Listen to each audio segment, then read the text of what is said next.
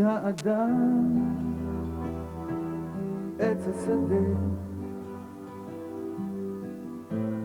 כמו האדם גם העץ צומח,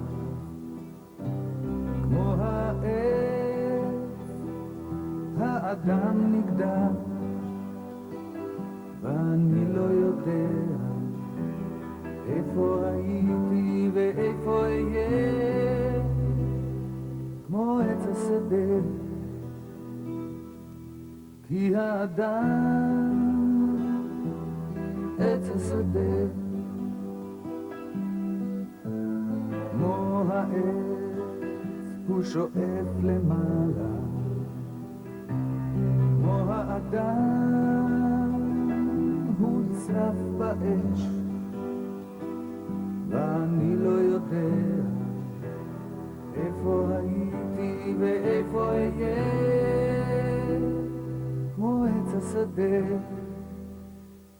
באתוס של שדה אליהו מסופר על אחד מהפלחניקים הצעירים שנכנס לחדר האוכל לארוחת הצהריים ושכבה עבה של אבק על פניו.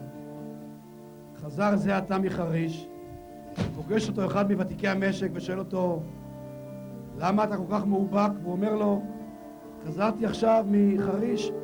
הוא אומר לו בתנועה מבטלת, האבק של היום זה לא האבק של פעם. נדמה לי שבעמק שלנו גם האבק וגם החום היו אז ונותרו גם עתה. אבל אולי אלה הדברים האחרונים שנשארו מאז להיום. הדשא המוריק, הבתים, דגל הלאום שמתנוסס על תל אטום. הדור השלישי והרביעי שנמצאים כאן עם בני הדור הראשון. כל אלה הם דברים שהפכו את העמק הזה מעמק אחור לפתח תקווה. האם ניתן לשמר את הזיכרון? הרי כבר אמר הקהלת, דור הולך ודור בא, וגם אין זיכרון לראשונים וגם לאחרונים לא יהיה להם זיכרון אם שיהיו לאחרונה. בבית הכנסת בשדה אליהו לקום על אחד המעילים של ספרי התורה לזכר מרקו מורפורגו אשר נפל על הגנת שדה אליהו. מה ידענו אנו? מה ידעתי אני כשנולדתי 3 שבועות לפני שנפל על מרקו? כמעט כלום. נכון, אני מכיר את מילכה אשתו ואת 2 בנותיו, אך כיצד נפל? היכן נפל? עם מי נפל? כמעט כלום. אני הכרתי את מרקו בפירנצה בעת שחרור פירנצה. ואני בעצם הכרתי אותו לא ישירות, אבל הייתה לי חברה טובה שהייתה בדודה שלו. ואני התכתבתי איתה הרבה, והיא כתבה לי. זאת אומרת שאני שמעתי עליו, והוא בעצם שמע עליי. אמרתי, אתה זה? הוא אמר, כן. מרקו היה תמיד, באופן טבעי, הוא היה הכתובת, הוא היה המנהיג. אם היה מישהו אחראי, מי לוקח אחריות? זה היה מובן מאליו שהוא לוקח את האחריות.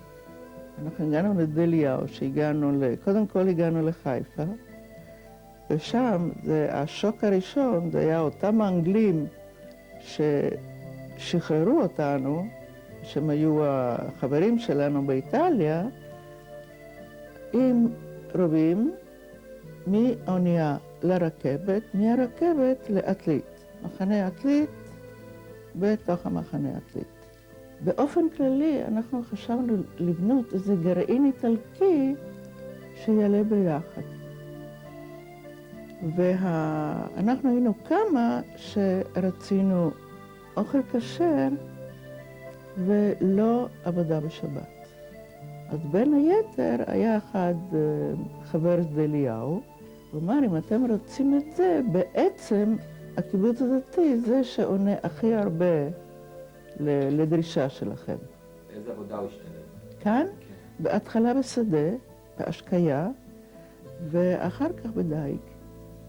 יחד עם זה הוא היה בוועדת תרבות, בביטחון.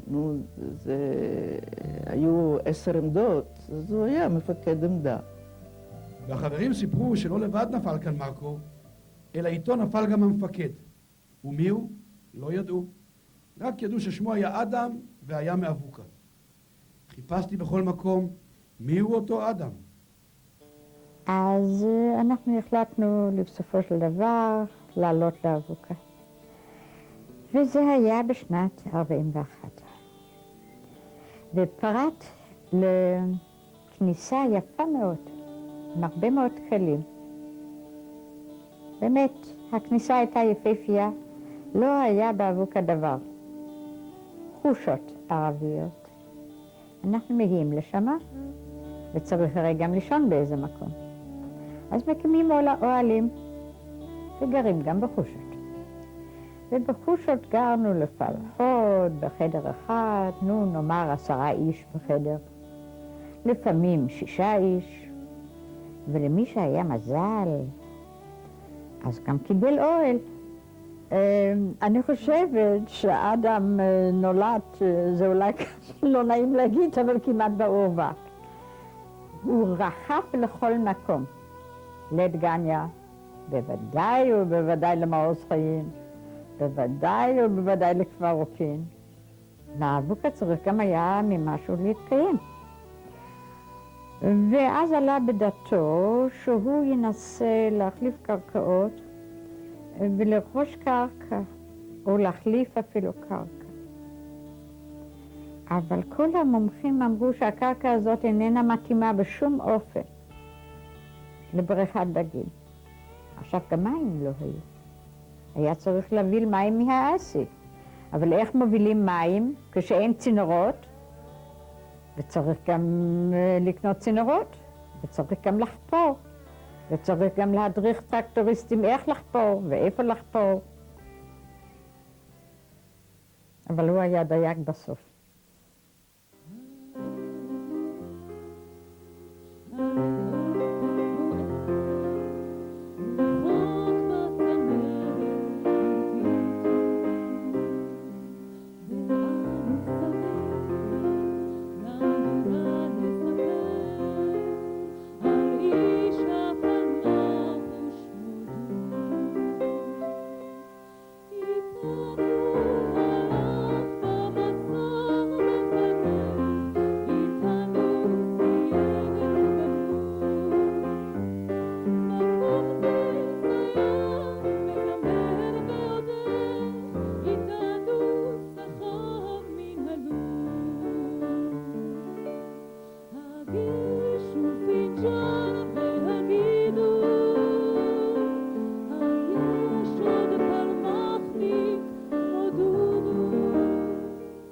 היות והיה מפקד,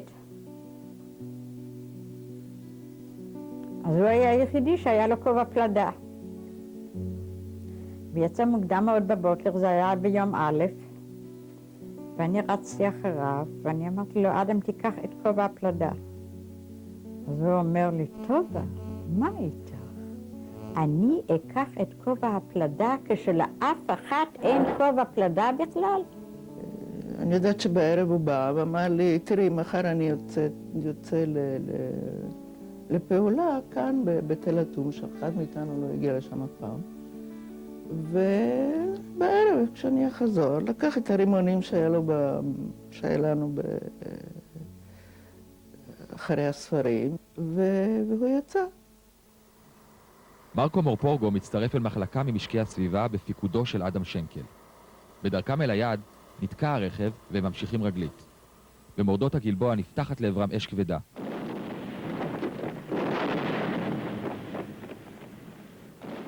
לפני שהם מספיקים להתבצר, מקדימים אותם כדורי האויב. כובע זה יכול היה להציל אולי את חייו, משום שהכדור פגע בו. חיכו 6 שעות עד שהוציאו משוריין, החזירו אותו הביתה, ואז באו ואמרו לי, אין מה לעשות, מרקו נפטר, והוא מת. וכאשר הלכתי חזרה לחדר, היו עוד אותם החברים האלה שם. ואמרתי, אתם לא צריכים להגיד לי כלום. אני יודעת מה קרה. לכו כל אחת מכם אני רוצה להיות לבד. הייתה לי ילדה בת 9 חודשים, אני הייתי לגמרי בהתחלת הריון. ורק מרקו ידע מזה. מה שהיה לי חשוב אחר כך, זה שאני אוכל לתפקד עם הבנות ולעשות מה שמרקו היה עושה אם היה חי. וישבתי ושמעתי את סיפורו של קיבוץ אבוקה, שהוא חלק מההיסטוריה של העמק שלנו, ואשר מותו בקרב של אדם הכיש את ההתפוררות החברתית שלו, והוא נעזב בתחילת שנות ה-50.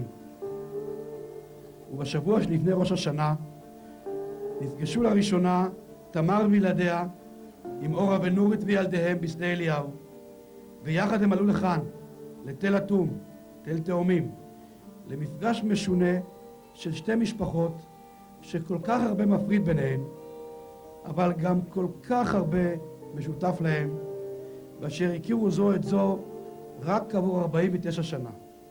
סיפרתי לוותיקי רשפים את סיפור התל, ואמרתי להם שקראתי רק השבוע את ספרו החדש של דודיק יבזורי, ולמדתי ממנו שבאותו היום ממש נפלו גם משה שטורמן ועוד חבר מניר דוד, כך כתוב בספר, ליד אשרפיה.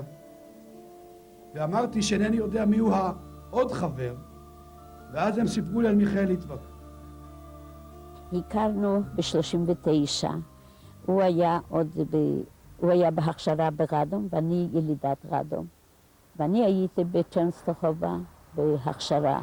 בסך הכל זה לקח אולי חודש וחצי שהוא היה שם, ופרצה מלחמה. פרצה מלחמה ואנחנו התחלנו לברוח. בהתחלה החלטנו אנחנו נשאר, לא ידענו מה זה גרמנים. אני עליתי ביוני 47. מיכאל לא עלה איתי ביחד, כי עוד לא נתנו לו. רק הייתי קודם חולה, וכיוונתי שהייתי בהיריון, אז סידרו לי עלייה דלית, זה היה נקרא. ואני נסעתי. כשכתבתי מכתב אחרי איזה זמן לגרמניה להנהגה, אז מיכאל לא היה, הם פתחו את המכתב והתגלה להם שאני בהיריון. אז אמרו, אם ככה, הוא מוכרח לנסוע. התרבבים הוא היה איש חינוך ממדרגה הראשונה ממש. אחר כך, אחרי 4-5 חודשים, הוא הקים את הקיבוץ הראשון של יוסף קפלן. אחר כך זה התחיל צבא ממש, והם הלכו לקאוקה בהלב, כבשו, כתב על הקרב שם, שפעם ראשונה היה לו נורא קשה להתרגל, להחזיק רובה ביד, הוא כל כך נגד היה, הוא כל כך היה איש חינוך ואיש הומניטרי, שקשה היה לו, אבל המציאות מחייבת, וצריך כשעומדים מולך עם רובה, אין לך ברירה ואתה מוכרח לראות. וראומה, אשר בחודש הבא תבוא לכאן פעם נוספת, לצומת בכניסה לתל תאומים, ביום השנה ה-60, בי"ח באלול, לנפילתו של חיים שטורמן, אביו של משה, שלל מוקש ממש כאן, בכניסה לתל תאומים, ובנו נפל 10 שנים אחר כך, מעל לקיבוץ שלוחות, ונכדו, בנה של ראומה, חיים שטורמן אף הוא, נפל כעבור 20 שנה במלחמת ההתשה, בפשיטה על האיגרין. דמים בדמים נגעו. אני הכרתי את מוישה בבית הספר, למדנו, אני מתל יוסף, נולדתי בתל יוסף, בית ספר משותף חיינו. אז כשהייתי נערה, בת 16, הכרתי אותו. הוא היה 3 שנים מעליי. הוא היה יפה, והיה לו חיוך לא רגיל עם 2 גומות חן, ואיש מאוד שמח ואופטימי, מלא ביטחון, ואפשר להתאהב בו בקלות. אז עכשיו, אני התחתנתי ב-43. אז מוישה היה בפלמ"ח, גם בפלים הראשון, ואחרי זה הוא חזר איזה זמן הביתה, הוא החליט שלא עושים לא לעבוד באשדוד וזה, והוא חזר, ואז אנחנו התחתנו, אני עברתי לעין חרוד. הוא עבד בפלחה, הוא עבד בדיר, היה בכל הענפים, הוא היה אדם מרכזי בשמירה בשדות. זה היה חלק מהחיים, וזה היה ברור שצריכים לעשות את זה, לשמור בשדות שהערבים לא יגנבו. אנחנו היינו בתור ילדים יורדים לעבוד בקטיף שלה, מתחת הפרדסים שלנו, מתחת לגלבוע. וכשהתחיל להתחמם בגזרה, אז הוא גויס לגולני. גדוד 13 גייסו את בני המשקים. זה היה גדוד שגייסו את בני המשקים, ואברהם יופה היה המפקד של הגדוד הזה. ואז לחמו פה, בכל האזור לחמו. בשבת השחורה אסרו את מוישה. גם כן. כשהייתה פה שבת השחורה, ואני הייתי בהיריון עם חיים, כן, אז, זה ב-46. כי הם היו פה אז, יודעים מה שבת השחורה. והוא לקחו אותו לרפיח. ואנחנו המשכנו את החיים שלנו כאן, כמו כל הנשים, ואני הייתי בהיריון. ואתה שואל למה אני לא פחדתי ומה משך אותו, היה לו למוישה מין ביטחון כזה ושקט. והחבר'ה סיפרו לי ברפיח שהוא אמר, אני אצא מרפיח ואגיע לעין חרוד בי"ח באלול. אני אגיע ביום הזה, אף אחד לא יעצר אותי, אני ביום הזה אהיה בעין חרוד וביום הזה ייוולד לי בן. שאמות משהו ממני, משהו ממני ימות בך, ימות בך. הייתי בבית, היה לי דבר משונה, בלילה לא יכולתי לישון בשום אופן. התגלגלתי, לא יכולתי לישון. וביום הזה שהם יצאו, אני אפילו לא ידעתי, הוא היה בבית יומיים לפני זה, ותמה ביקרה אותו בנצרת ביום, בשבת, נכון תמה? מוישה אמר שבציפורי הרימונים הכי טובים בארץ, ואנחנו הולכים לקטוף רימונים. טיילנו בנצרת, טיילנו בציפורי, ואחר הצהריים אני חזרתי הביתה. הסיפור הוא כך, משה שטורמן והמחלקה שלו, שמיכאל היה חובש המחלקתי, התחילו לעלות מחורשת תאנים שנמצאת כקילומטר מהיעד כלפי מעלה לכיוון הגלבוע. כשבתאנים, בחורשת התאנים של היעד, נמצאו עוד איזה 30-40 אנשים. מספר אחד הלוחמים, ביום הראשון בהפוגה השנייה במלחמת העצמאות יצאנו מנצרת והתחלנו ללכת במורדות המזרחיים של הגלבוע. השטח היה מכוסה צמחייה סבוכה. הלכנו כפופים ולפתע נפתחה עלינו אש חזקה. משה עוד הספיק לתת לאנשינו את פקודת הנסיגה ונהרג במקום. במטח היריות הראשון נפגע משה שטורמן וצעק לעזרה, ומיכאל פתח את האלונקה ורץ לכיוונו ונפגע מכדור באגן ונפל, כשהאלונקה פתוחה בעצם נפל על האלונקה. ברור שאת ההלם הראשון חוטפים, ואפילו לא שאלתי איפה. והוא רץ החוצה, לאן אתה רץ? הוא רץ לבית חולים. אז מה זה אתה רץ לבית חולים? אם מיכאל נפצע, אז אתה רץ לבית חולים? אז בואו ניסע. אז התחילו לגמגם, התחילו להסיק אותי, טוב, אולי הייתי היסטרית, או שאני לא זוכרת מה היה איתי באותו רגע. ואז אמרו לי, אין לך מה לנסוע, כבר אין מיכאל. אז זהו, אז אנחנו באנו להתרה דרשה, כמו שזה היה מקובל בימי השומר, שיביאו את מוישה אליה הביתה. והוא היה מונח, הוא שכב אצלה בבית, ואני גם כן נכנסתי, הוא שכב על הרצפה המכוסה, היה שלם לגמרי, אז עוד ראיתי אותו עם הבגדים כמו שהיה. וזוכרת טוב שישבנו שם, כולם ישבו על הרצפה, אני נכנסתי, הסתכלתי ויצאתי.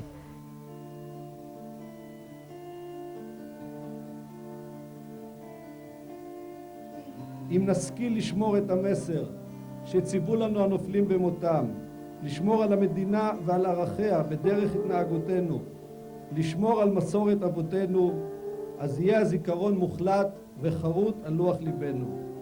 וחבריי הטובים מתל תאומים ראו אותי למעלה על התל מניף ידיים ושאלו אותי, מה אתה עושה שם על התל? וכאשר סיפרתי להם שכאן, במרכז המושב שלהם, שהוקם בשנת 82, נערך קרב לפני 50 שנה, הם התרגשו יחד איתי ואמרו, אנחנו רוצים לאמץ את סיפור הקרב כחלק מההיסטוריה שלנו, של בנינו. אנחנו רוצים לאמץ לליבנו את המשפחות, לחוש שהם חלק מאיתנו ואנחנו חלק מהם, ובעיקר לחנך דרך סיפור המורשת את ילדינו לאמירתו של הנשיא הראשון חיים ויצמן: אין מדינה ניתנת לעם על מגש של כסף. אהבתי וגם שנאתי, טעמתי מזה ומזה, קבלו אותי בחלקה של עפר ומר לי בפה, כמו עץ השדה, כמו עץ השדה, כי האדם עץ השדה.